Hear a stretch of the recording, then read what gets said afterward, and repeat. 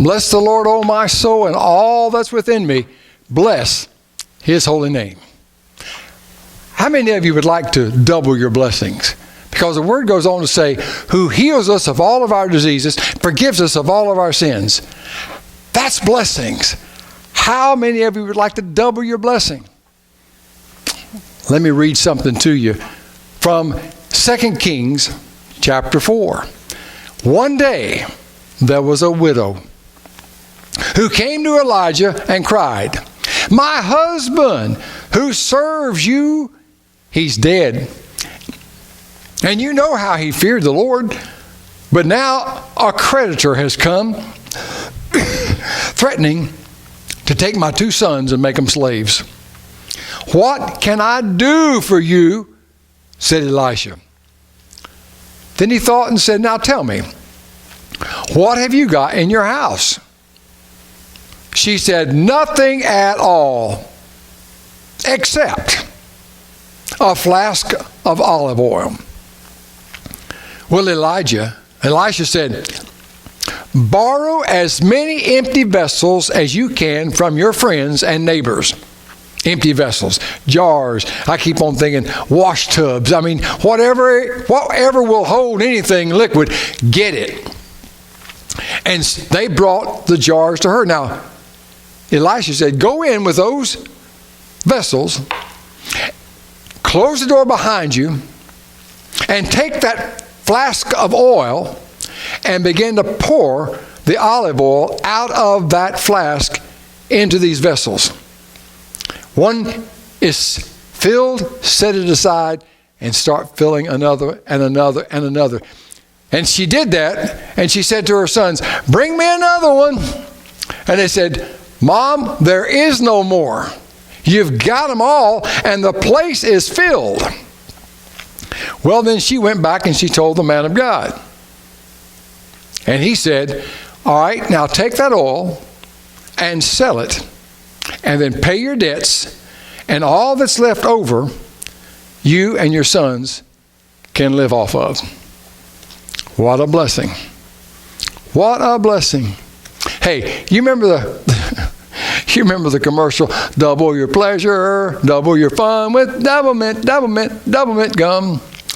Well, double your pleasure in the Lord the same way. How? Well, when I traveled as an evangelist, I went to church after church, and a lot of the churches were small, maybe 15, 20 people. But I always felt like, hey, you know something? They need a guest speaker and a revival meeting just like the large churches do. Large churches take their crowds for granted, but anybody that comes into these small churches, well, what a blessing. And so I would say to them, you want a double blessing? Go and get another vessel. And I'd tell them the story. Go and get another vessel and bring that person with you, because that person is a vessel and will contain a miracle, contain a blessing, contain a healing. And whatever God gives and puts in that blessing and into that vessel, that blessing comes to you and accounts for you.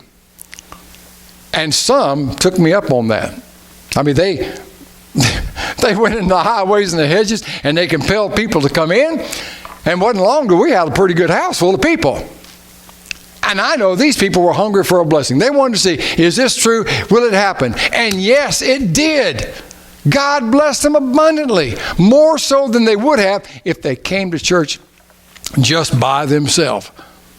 So, how do we add to our blessing? How do we multiply our blessing?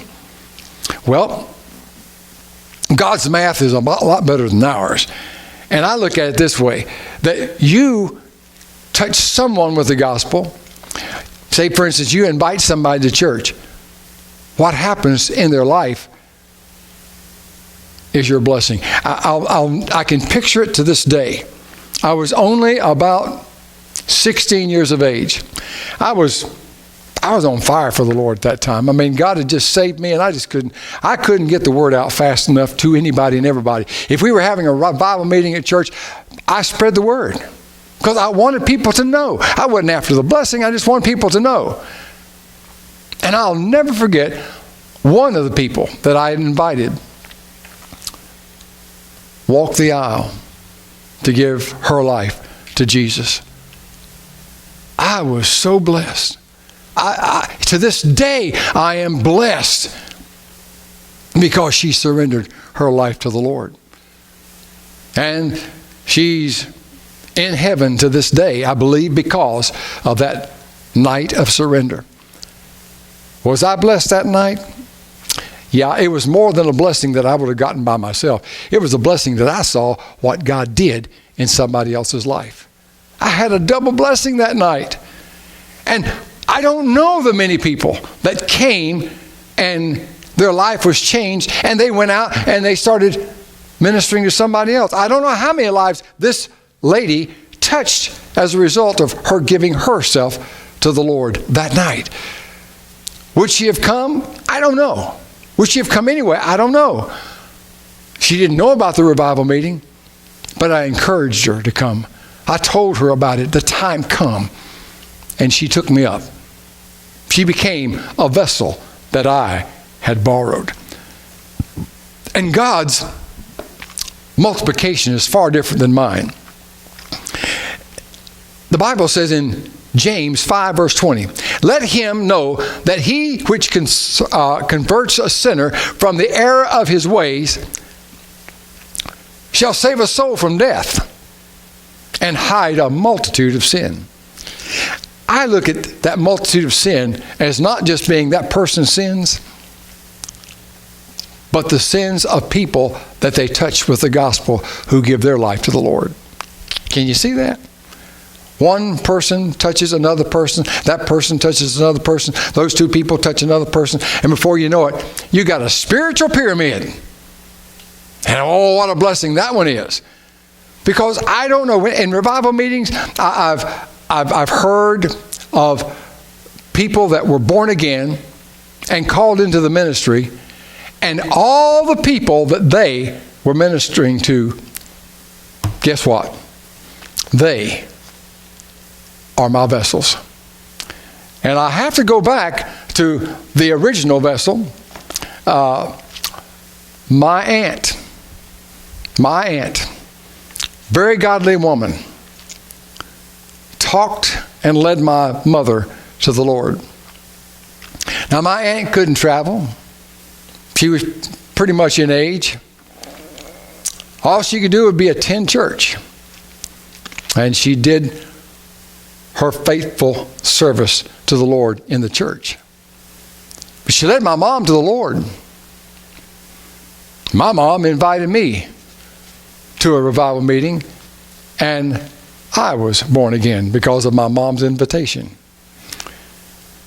Now, everybody that I have had the privilege of touching, guess who gets credit in God's economy? My aunt, who led my mother, who led me, and I had an opportunity to lead others, and others are leading others. You touch one person with the gospel and you touch the world, because lives are changed one way or another. Doing a transaction with a Christian. Now, the Christian knew this lawyer, and he said, I've often wanted to ask you a question, but I've been kind of afraid to do it. And the lawyer said, well, go ahead and ask. He said, okay, why is it, all these years that I've known you, that you haven't become a Christian? He said, well, I know enough about the Bible to know that God doesn't have drunks in heaven, so I know my weakness. He said, no, you're avoiding the question there. Why haven't you asked Jesus to come into your life? He said, well, quite frankly, no one has really ever explained how to be born again. He said, you got to believe that Jesus Christ came to this earth for the sole purpose of sacrificing his life so that you could be set free. He died for you. He took your place. And if you will receive him and believe that, you'll be saved. Would you like me to pray for you? And the lawyer said, sure I would. And that lawyer asked Jesus Christ to come into his life. Now, you might not know that St. Louis lawyer, but you will when I tell you that he went on to serve God in such a way in which he wrote the study Bible called the Scofield Bible.